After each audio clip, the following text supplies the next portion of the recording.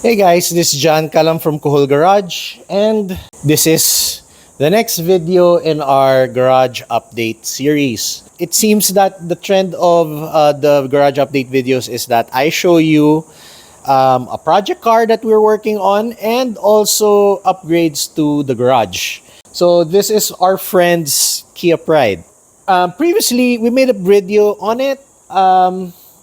So this actually already contains a 1.5 liter B5 or Z5 twin cam Mazda engine, actually Kia engine because it came from a Kia Avelia. The Kia Avelia's over there. Engines in, our current task actually is to work on the suspension and underpinnings, under chassis, gear linkages, and so on and so forth. The thing with this is, in order for us to be very much comfortable, or how the Americans say it, comfortable. So to be comfortable in working on this car, we wanted to get our lifter from the old shop. I actually have two lifters of the same ilk, and one is here already installed and the other one is still in the old shop. So this is a Banzai 2.5 ton capacity 2-post lift.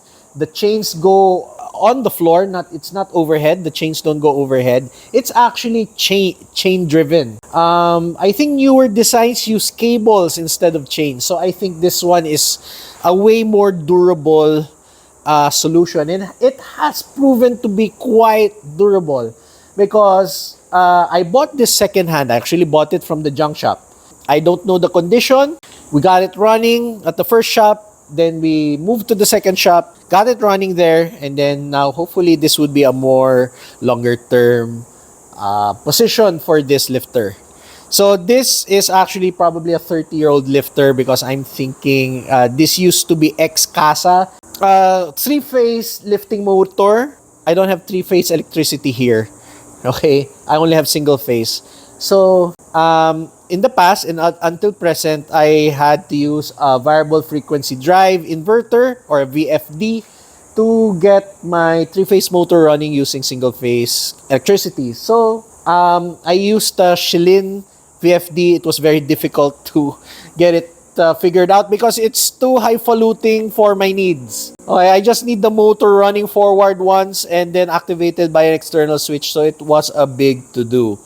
But it's already set up. We also took the time to, shall we say, overhaul the setup, grease up everything, replace the bearings. Okay, we had to reinforce a bit of the floor a little bit. It is a 4-inch slab, so it's not really a very strong foundation for the lifter. But this lifter has a feature of having, in Tagalog, we call it katig, or so it has additional bracing on the floor. I think it's safe to use this lifter because it has additional bracing on the bottom, spreading the load and anchoring it in more places so that even though it's just a 4-inch slab, I think it's still safe and will not be lifting heavy vehicles here. I'm not going to be lifting my crosswind here, but for now, at least it lifts up a Kia Pride that's less than 1,000 kilos. This is not the original color actually of this lifter.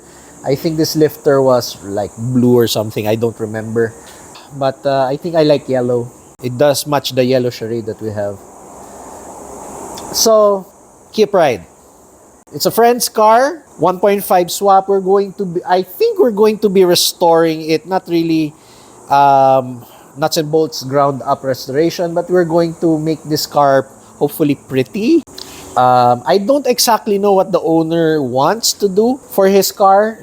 Does he want to autocross it? I think he does because my friend is an avid track day participant with his other car. I think he has a Vios that he uses for track days. So I think this one will be his autocross car.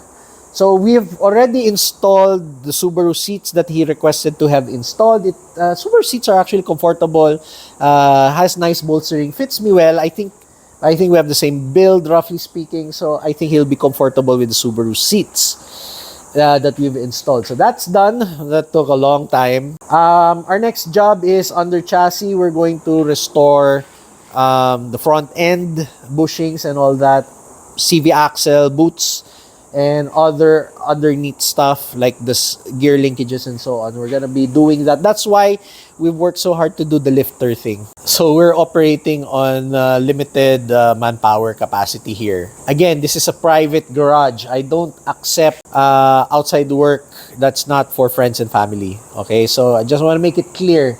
In the previous shop, we were a quick service operation.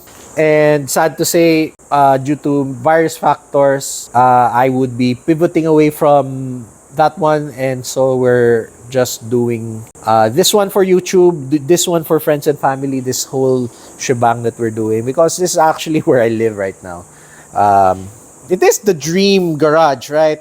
Having a lifter in your own house and having a very big work area, parking space, bodega or storage, all in one roof, so to speak. That's actually the dream. I'm glad that I was able to hit that one. But at what price? Right?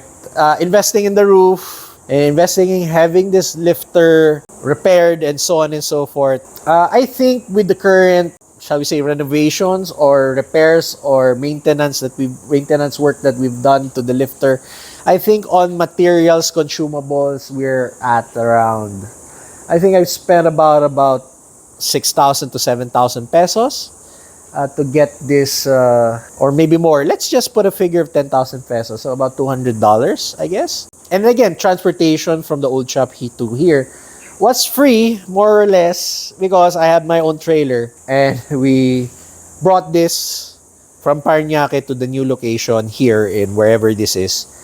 Not really free. There was gasoline and toll, but I didn't have to pay a logistics company or trucking company to haul this. So yeah, about 10,000 pesos, about 200 US to get this lifter working. And we're still going to get one more lifter, the twin of this thing. We're gonna install it. I'm looking for a place for it, actually, where to put it, but I may have to sacrifice some other things that I have here to put a lifter somewhere else, no? So anyway, I'm still thinking where it should be.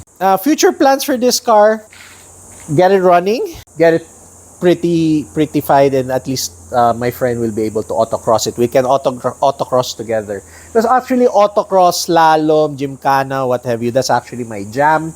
So I'm really hoping that we would be able to get, this car competing against my Charade. So my dream actually is to, because they're actually similarly matched, similar in size, similar in weight, with a similar engine capacity and similar horsepower. Maybe this one has more advantage. Actually, this one also has a similar suspension setup.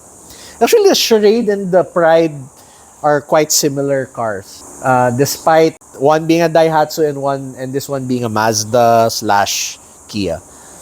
Evenly matched. But I like the Charade because it's a 2-door or 3-door. And the Pride's a 5-door only in the Philippines, no? So that's basically it for this one, and I hope to see you guys.